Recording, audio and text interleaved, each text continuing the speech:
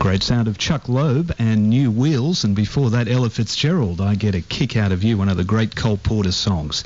It's now 17 to 4, Jazz Radio 94.1 FM, and it's time now to talk movies. And have you noticed that many cinemas are starting to do away with all those wonderful movie posters? The newer cinemas are now using computer-generated images displayed on a screen, and the story goes that these are going to eventually replace movie posters altogether. And back in the golden age of the movies, the movie poster would play a huge part in the success of films, and the studios often employed some very talented artists to provide the images for their posters. And one of those artists is Brian Clinton, and Brian produced the artwork for some of the classics, including Crocodile, Dundee, and also Phar. And Brian, it's a great pleasure to have you on the line. Oh, thank you, John. Brian, how did you first become involved in producing movie artwork?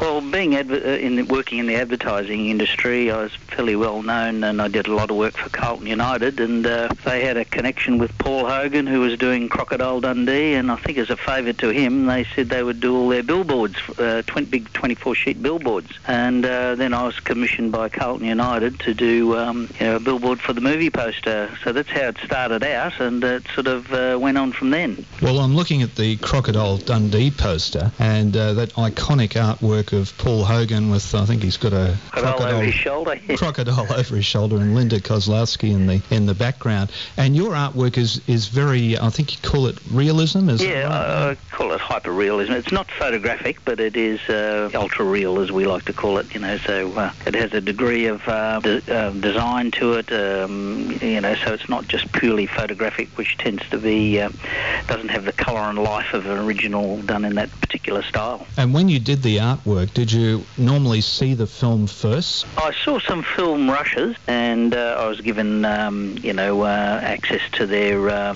35mm library that was shot on location, so even though I wasn't directly involved, I, saw a fair bit of it to get a feel, and then in discussion with the art director on the project, I came up with that concept, and they liked it that much that I think when Village Roadshow saw it, they ditched their own poster and asked if they could use Carlton United, if they could use my poster, and which had to be adapted from a horizontal format to a vertical format, which wasn't easy, but that was the way it was managed.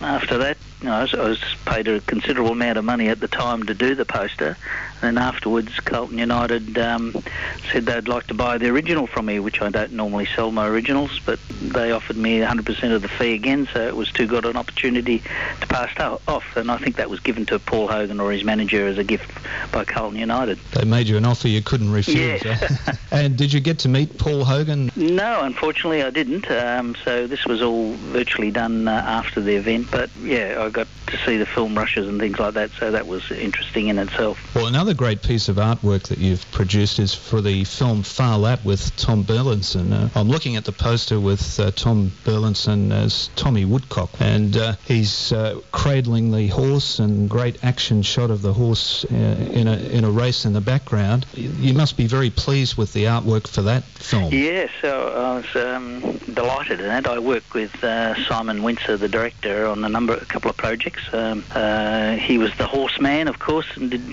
Phar and the Light Horseman, so I worked on both projects with Simon.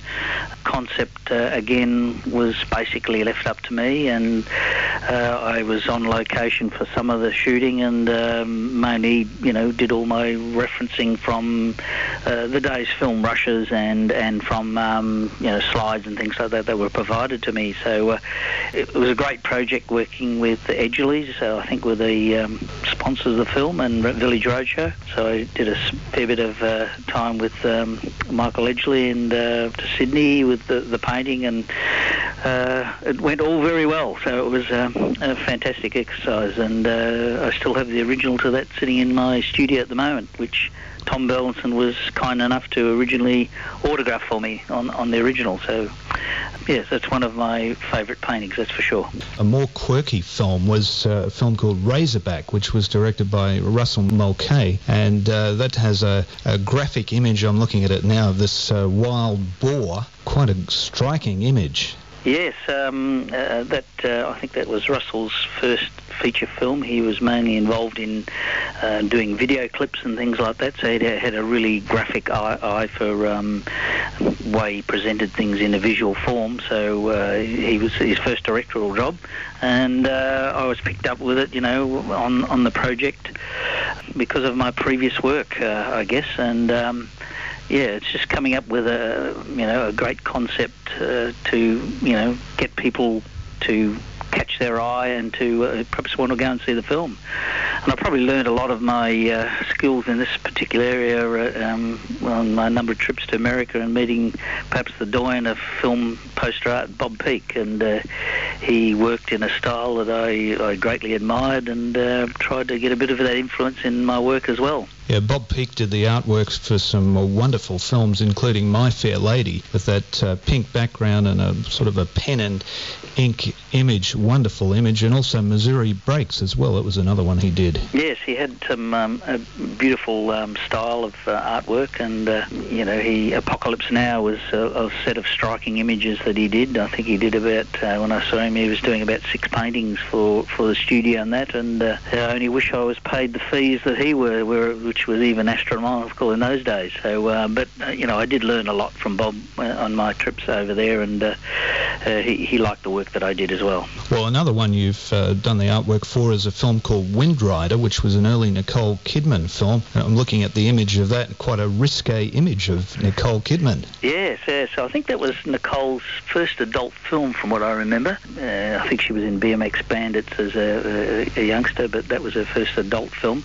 And it was filmed in Western Australia and on City Beach and down near Margaret River, and I think her complexion really wasn't suited to the searing sun and the beach weather over there. So she was a great actress, but probably I was a bit astounded by the choice of the type of person for a beach type film. But I'd spent some time working on the film with the film rushes, and I didn't actually meet Nicole, but I met Tom during filming, so that was a great job to do as well. And Brian, you've also, not only do you do movie posters, but you've also designed the artwork for a number of stamps as well. Yes, I think probably the most prolific stamp artist in Australia Post history, and the fact that I've probably done about 125 designs over, since 1978 was the first stamps I did, Famous Australian Racehorse Series, and then I've just completed a series of stamps for Crocodile for next Anzac Day. So it's been a long process of working for Australia Post, and there have been some very successful designs. A number of Christmas issues that were very successful in a mini sheet type of form. Did the Royal Wedding and a number of other stamps, and also did the Queen's birthday. So because of being able to draw figures very well, I was in good demand for that sort of work. So it's been a great career as a stamp designer, that's for sure, John. Well, getting back to the movie posters, what do you think about these computer-generated images that they're producing nowadays? Well, it's difficult for the fine artists or graphic artists to compete against that sort of thing, because the computer can they can generate 10 versions, and they can change things so much more easily. And I must admit I do work in that era as well, so I'm not totally non-computer literate, but I do a lot of my book covers electronically. But yeah, look, it's a thin edge of the wedge, I guess, and I guess the only artist I know of, Drew Struzan in America, who's has consistently done original art films over a period of time, even when computer generated posters came in, and he did all the Star Wars film posters. Brian, it's great to talk to you. We're going to have to leave it there because we've got the news coming up, but I hope you continue to produce some of this wonderful art, and I'll get down to Melbourne to see you and see some of your artwork one of these days. Thank you very much, John, and appreciate the talk. That's Brian Clinton, and we've got the news coming up at the top of the hour, just about 5 minutes away, and the movie quiz at 4:15. Your chance to win a Kids Alive Do the 5 CD. You're listening to John Reid on Jazz Radio 94.1 FM.